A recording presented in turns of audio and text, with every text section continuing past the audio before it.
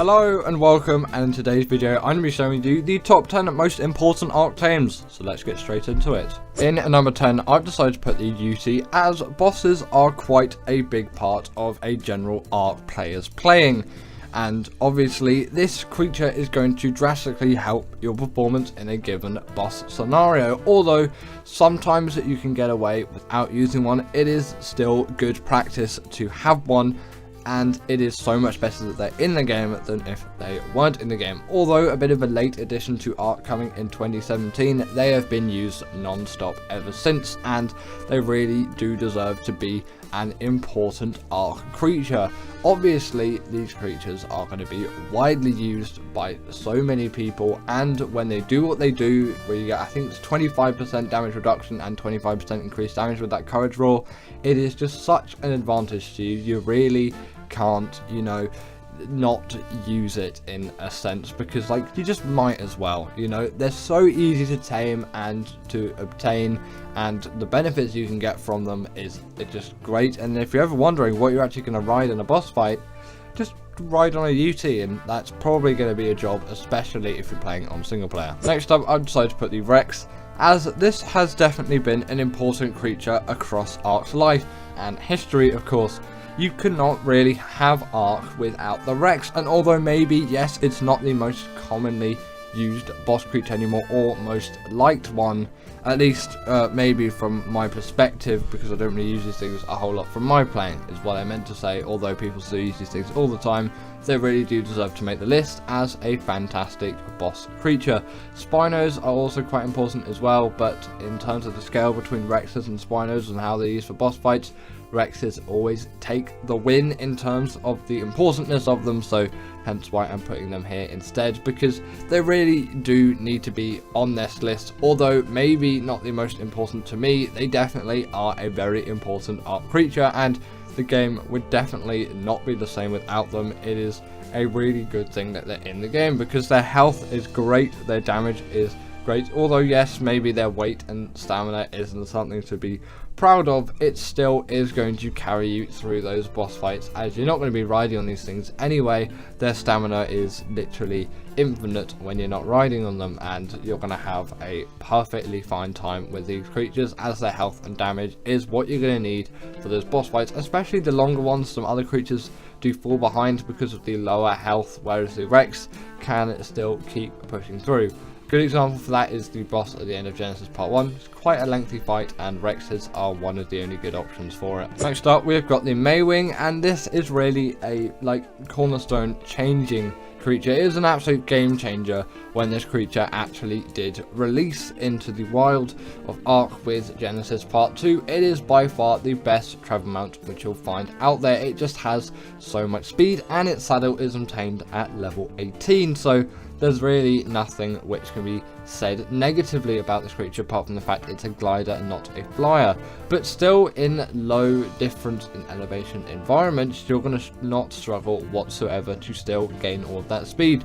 They're also pretty great swimmers as well, and their underwater flying, that doesn't make sense, underwater movement is actually pretty decent as well. You might not expect that from a creature like this, but it kind of does make sense when you consider them a sort of platypus type creature.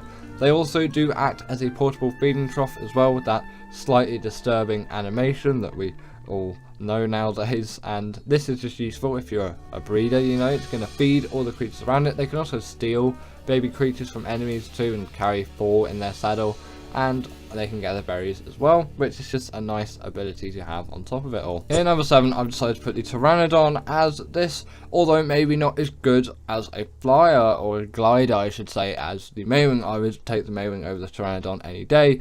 This is more important in Ark than the Maywing, as it's often going to be the first flyer that you ever obtain, and it's been here since day 1, and we've been using these things basically for 9 years now, which is actually a little bit insane when you think about it. Also, I'm not sure if they did have that spin ability when they first released, or I didn't use it. Either way, they have definitely progressed in a way, I'm pretty sure, over Ark's history and life. Obviously you've got all the variants of Pteranodons as well, although I'm pretty sure all of them aren't tameable because you've just got the corrupted Pteranodons on extinction. That's besides the point. The Pteranodon has been and still is actually, don't know why I'm failing so much with this one, a really great and useful flyer for many players out there. The only real difficulty in obtaining one, at least for your first time, is the chitin and keratin required for the saddle. At least I've always struggled with that a little bit.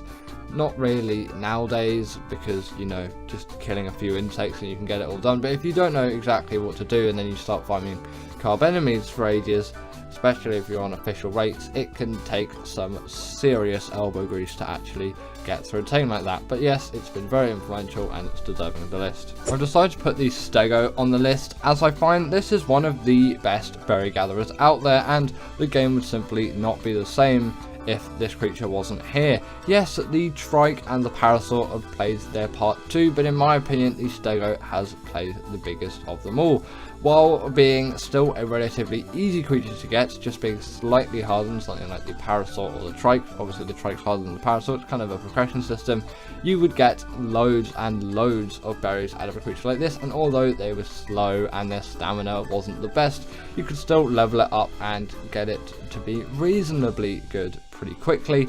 And on top of all of this too, they are just so good at berry gathering, especially considering their size. A Bronto may be better at gathering all of your berries in terms of volume of berries, but in terms of just general like taming to berry gathering ratio, or ease of taming to the amount of berries that you can actually obtain from a creature like this, it is insane. And obviously with the TLC as well, these are great turret soakers, so that is a really useful thing for PvP players as well. They just have so much versatility and they're so useful as berry gatherers, useful as obviously turret soakers. We all know the Stego, and at some point we're probably all going to tame the Stego, unless, you know, you barely play any Ark. Then at number 5, I am putting the Theory, as I find this is just such a good gatherer of so many resources and also a good boss creature on top of it. It has been really important to Ark. Again, you could say the Mostrops is a great gatherer of organic polymer and fibre, and yes, definitely for the organic poly I do prefer the fibre gathering of the Theory, and arguably fibre is a much more important resource. Actually, not even arguably, it just simply is a much more important resource, and to have a creature that can gather it very well means that you don't have to go around using your hands on all of those bushes just to get yourself some fibre, because Ark definitely requires a lot of fibre, or having to craft a sickle and just go through loads of bushes. Still, with the sickle you can get quite a handful of fibre, but it's just much more fun to do with a creature like the Tickle Chicken. That's partly where its name comes from, because it kind of looks like it's tickling the grass, and it's got the, you know, it's got the long tickle fingers. They wouldn't tickle if they were actually in real life, they would probably just slice you to bits. They can also gather loads of wood and thatch on top of that, and meat, hide, chitin, keratin, all those drops that you get from creatures, because at the end of the day they can harvest bodies, which most herbivores actually can't do, and it's a really nice ability for this creature to have. Although taming can be a little bit difficult and time consuming, the saddle was unlocked at level 69. Nice. And what can really get better than that? Continuing on, I've decided to put the Desert Modus here, and although a recent addition, it has really changed the sort of progression of taming in the game, as that Sanguine Elixir, 30% of the tame just done like that with a click of a button. It really does add something, okay? That it just changes up the game dynamic for some difficult or longer tames. On top of this, it can also gather blood bags, which has been something which has been an absolute pain to do until the Desert Modus released. It is also just a very fast glider, and it can pick players off mounts with absolute ease in given PvP scenarios, so you really won't struggle whatsoever to you know, use this thing for PvP usage, because they are just goated at that, in my own words. But also just for PvE, obviously that taming is insane. The blood bag gathering also makes them really good for taming Bloodstalkers, and I love that creature.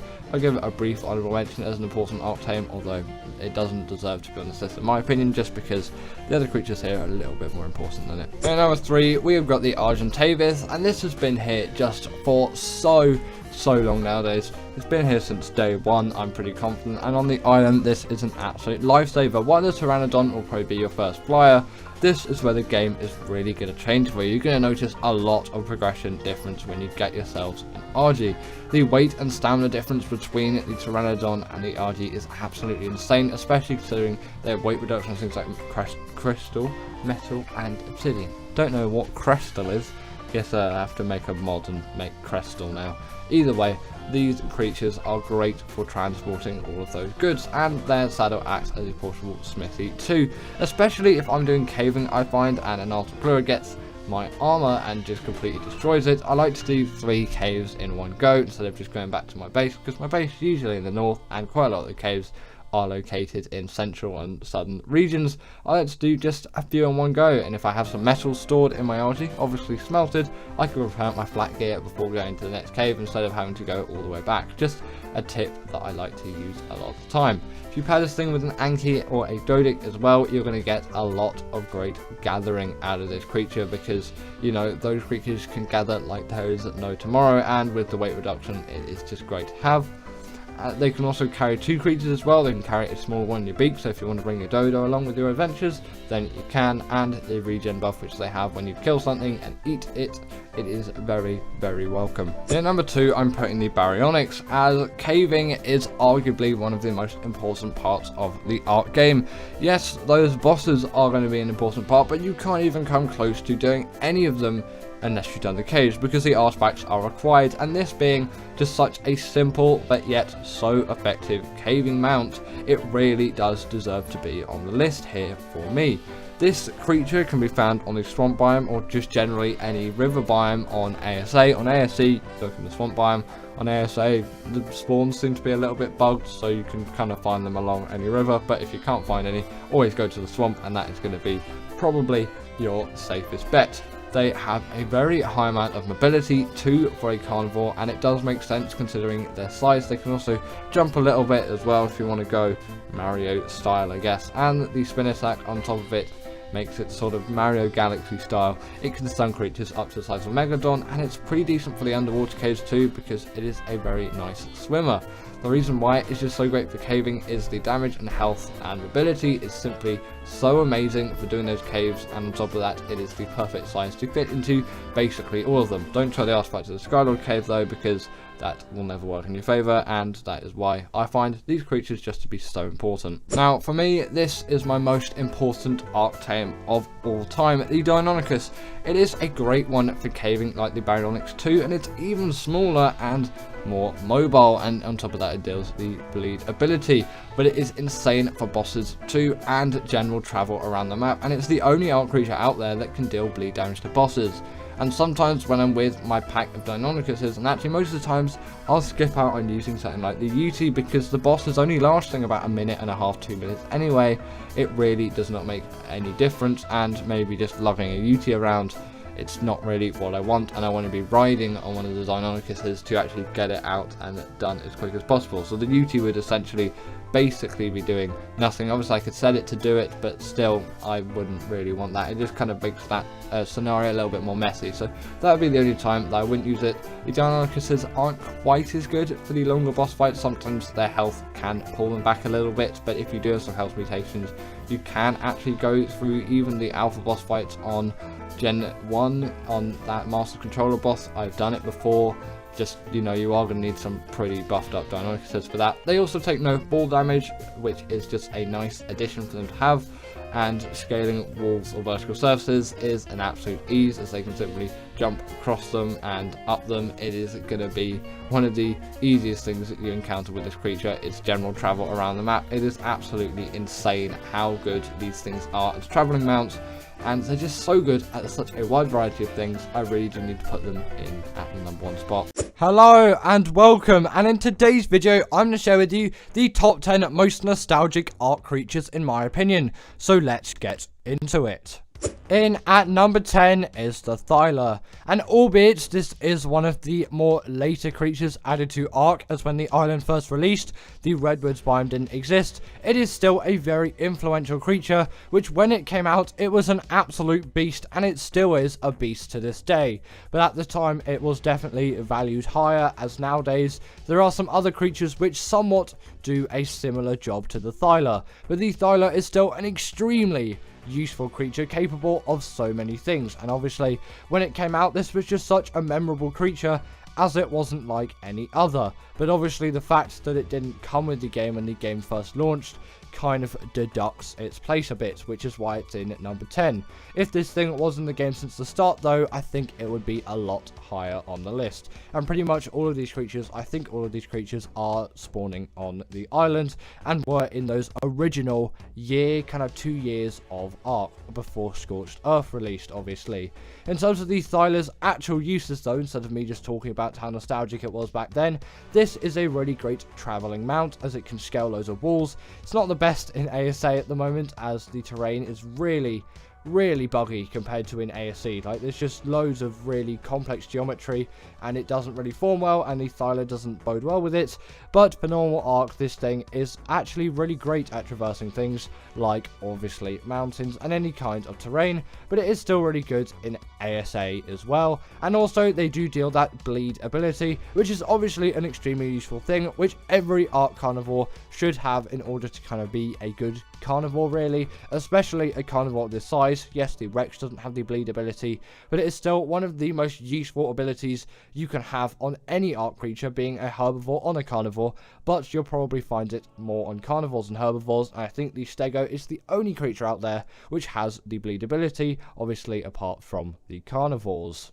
Now, next up, we have the Castoroides, and you may ask, why is this thing higher than the Thyla? The Casto is a significantly worse creature than the Thyla, but actually when the Casto launched, this was one of my favourite Ark Tames, and it still is a pretty memorable one for me to this day. The Castoroides is by far the best gatherer of wood in terms of a creature that can gather wood.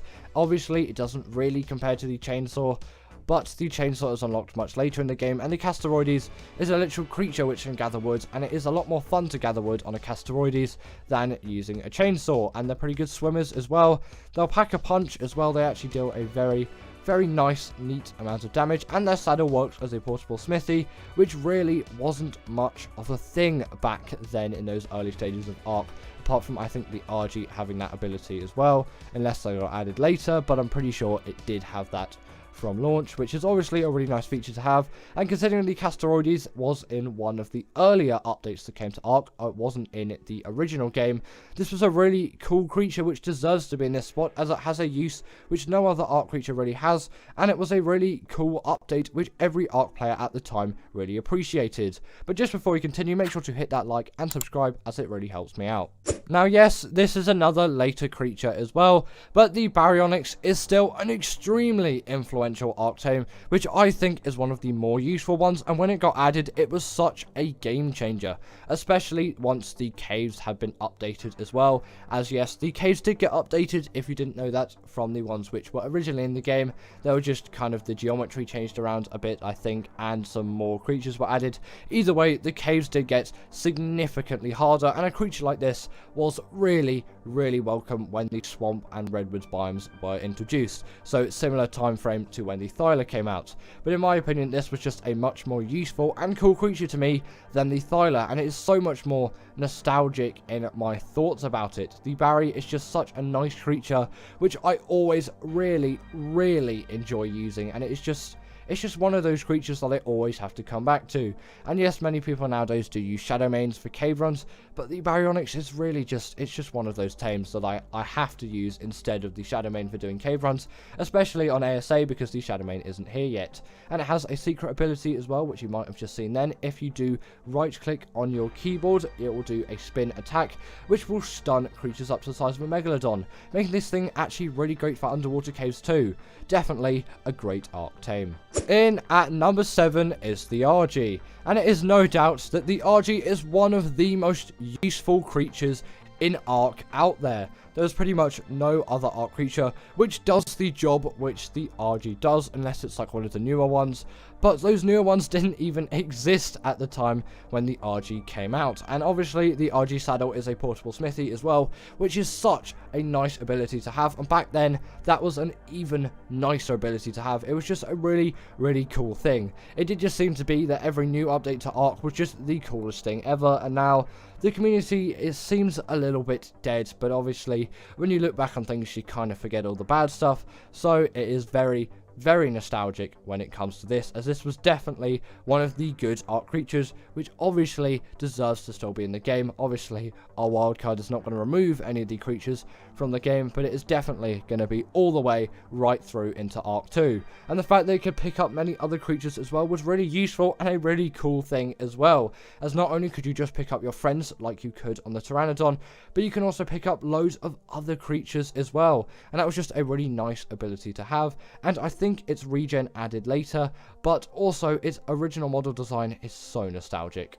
Now, some may say this is sacrilegious, but next up is the Pteranodon. Yes, higher than the RG. And the main reason for this isn't because the Pteranodon is a better creature, and the better creatures aren't always the most nostalgic, but the Pteranodon was probably everyone's first experience of flight in Ark, which is such a joy and such a different experience. The game completely changes after you've got yourself a Pteranodon. It is the biggest jump that you will ever face in Ark. Oh, there's a big carnivore on the ground. Well, now you can just simply fly over it. The game becomes so much easier and in some ways a lot more pleasant, and at this point you're kind of over the general learning curve of Ark, and it is a real sign of great progress and achievement once you change yourself a Pteranodon and you've got the saddle for it, which back then was an absolute pain, as no one really tweaked their rates back in 2015 and 2016, so it took ages. It took me about an hour and a half, I think, to gather all the chitin and keratin required to get that thing. I just killed so many cobs over and over and over again, but I was so happy once I got that saddle. And also relating back to Squid's old Ark series, which you may have watched, the Pteranodon which he first tamed, that's another really nostalgic moment for me, and he named it Flappy Dave, and because of that I named my first Pteranodon Flappy Dave, and I still name Pteranodons to this day Flappy Dave. And obviously the Pteranodon hasn't really experienced any model changes, at least I don't think it has, unlike the RG, which has a significant model update from the original. Even though the original is more nostalgic, but the new RG model is definitely better. The Pteranodon is just such a nostalgic creature for me, which is every Ark player's kind of first experience of flight, definitely then back in the day, which is a creature which is just nostalgic to everyone really. In at number 5 is the Stego. And the reason why the Stego was so nostalgic for me was partly because this was my first kind of big tame which I ventured out on. It took me 2 whole hours once knocked out to tame the Stego, and a subsequent probably half an hour to 20 minutes to actually knock out that Stego, as I didn't use anything like traps. Back then it was just, you just shoot at it and you run away and you just keep trying. And I probably failed a couple of times as well, but it was also a really, really low level, as high levels, you didn't really care about that back then. It was just so chill, and you didn't really have to deal with anything. And the fact that this was my first kind of big tame in Ark, the Stego still to this day really does mean a lot to me nostalgically, and it's just a creature which I always really enjoy taming now, even though it is barely any effort at all. It's just very simple to tame. But the fact that this was like my biggest challenge in Ark at the time, it's so fun to look back on all of the progress which I have made in Ark, and it's just such a revolutionary Ark creature which no other creature really compares to. And after the DLC as well, it just gave even more life to this creature, which I really love, and I'm sure many other Ark players out there really love and enjoy as well. And that is why the Stego is probably the most nostalgic herbivore in my opinion. It's so nice in every way. It's just designed so well, and its low stamina and albeit slightly iffy weight once you've been gathering berries for a bit actually makes this thing even cooler to me, as I remember all of those struggles from back in the day. In at number 4 is Tiny Tim. If you got the reference, comment down below the YouTuber which started that name off for the Giga. And obviously, when the Giga was first released into Ark, which I think was 2016, in an update around the kind of autumn season in Ark, as there were seasons in Ark back then. I remember there kind of being an autumn season, all the trees were a different colour at that point. It's a nice thing that Ark had back then, but obviously they don't have that now. Obviously they have events, but it's not like what it was back then. There's not really an autumn event. I would like to see that back, but that's not going to return, is it? In terms of Tiny Tim though, because I'm not going to call it the Giga, I'm going to call it Tiny Tim for nostalgia reasons. When this creature was first introduced into Ark, it was the biggest, strongest, most powerful creature any Ark player had seen, and every single player or multiplayer Ark player did once to tame this thing. And oh gosh, how many times did I say player in that sentence? The Giga was just so powerful and so cool. Its rage meter was a really cool ability as well, as it was seen as so powerful you couldn't keep it under control, and all of the lore around this creature was just so cool, as we'd seemingly been stuck with the Rex for a while. Obviously that's not a bad thing, but it was really nice to have that refresh and that immense power which came from the mighty Tiny Tim. In at number 3 is the Raptor, and the Raptor was kind of my first experience with a carnivore in Ark all the way back then, and I think that was before the Raptor pouncing was added to the game. I'm not actually sure when that was added, but either way it doesn't exist now, and the Raptors in ASA do attack a lot faster than ASE, but we are talking more or less ASE Raptors here instead of ASA Raptors. And the Raptor is really a nostalgic creature to me, because this was like my first carnivore experience. Like I said, this is kind of the first carnivore which I got into. Obviously there were like dilos and things like that, but you know, who wants a dilo? You can't ride the dilo. And getting up to the saddle level for this thing actually was a bit of a challenge, as back then no one really fiddled around with the rates, and I definitely didn't fiddle around with the rates. So I was just playing on like default server official rates, as I'm pretty sure I didn't even have like single player settings enabled. It was really low rates. The rates were low, and also the UI was very different. Actually a very nostalgic UI, which I'm kind of sad they got rid of for Survival of the Fittest with the update, because that was kind of my only last experience with that UI, which now I can't experience anymore. But that is another nostalgic thing, obviously, the Ark UI. And the Raptor is definitely a nostalgic tame. Again, it's like your first carnivore, which you can ride and really get into, and it seems so powerful at the time, even though when you kind of level it up to creatures like Carnos, it didn't really seem as great anymore. But considering it was my first carnivore experience in Ark, that first Raptor tame of mine is still one of the fondest memories I have in Ark, even though I'm pretty sure like 10-15 minutes after I tamed it, I managed to get it killed with like a Rex or a Carno or something like that. Either way, yeah, the Raptor is a really nostalgic tame, and actually, still to this day, a really great first carnivore if you're looking to tame one. In at number 2 is the Rex, and there is no doubt that the Rex is probably the most influential Ark tame out there. There's just no other Ark creature which really compares to the Rex, in my opinion, in terms of its sheer power and also its status in Ark. Yes, the Giga and the Carcharodontosaurus is a more powerful Giga, but the Carcharodontosaurus is too recent to count as nostalgic, and the Giga was a little bit later on. But when Ark first came out, and when you really started digging into it, the Rex was just the most powerful thing about, and facing the Broodmother with some Rexes was some of the most fun that you could have in Ark, especially considering there wasn't a boss arena at the time and you could really experiment around. Obviously, I do prefer having the boss arenas there, but not having the boss arenas there did allow some extra experimentation, and especially considering in the early stages of Ark, the Broodmother was tameable as well. It was a really nice, cool thing, which I'm kind of sad isn't tameable anymore, as there are definitely some stronger creatures on Ark than the Broodmother. Maybe it might be a little bit too OP now, and actually there probably isn't anything stronger than the Broodmother at the moment. But it was a really cool feature, which I'm actually really sad that they removed, and I'm pretty sure it was a bug which Wildcard didn't intend to happen, which is why it had been removed, and that was a really nostalgic thing as well. But in terms of the Rex as well, this creature was just so powerful and so buff, and taming your first Rex was just one of the coolest things that you could do in Ark. Just nothing at all compared to the sheer power that you experienced when riding a Rex for the first time. And plus, like the Giga, you got achievements for riding it, which was a really nice touch, which really did add something extra special to this creature. And finally, in at number 1 is the Carno.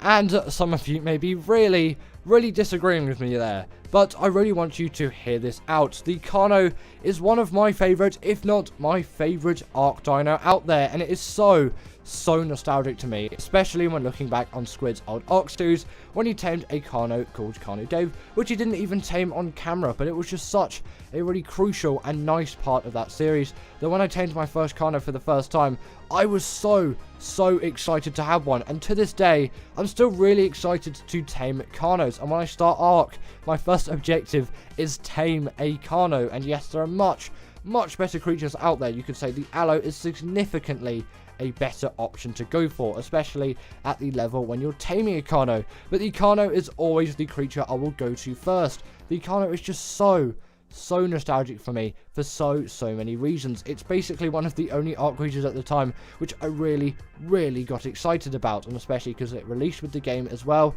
It was just one of those creatures which you had to tame, and especially considering Squid at the time tamed one and called it Carny Dave, I had to call my first one Carny Dave as well, and that obviously led with my nostalgia for the Carno. And the Carno is just such a great tame, which I think nowadays is underappreciated, and especially considering it has more abilities now than back then. The Carno is just a really great creature, which has a wealth of abilities. It has great ability, it deals the bleed ability, it deals enough damage, and it has enough health to keep me happy. The Carno is absolutely amazing. And give it up for our patrons, Ekaterina Puchkova and Karina Thorne, Dominic Macy Juski, sorry about that name, and everyone else that's on this list. All the people I've mentioned are paid members, and if you feel like that's something you want a shout out at the end of the video, go join the Patreon or become a paid YouTube member.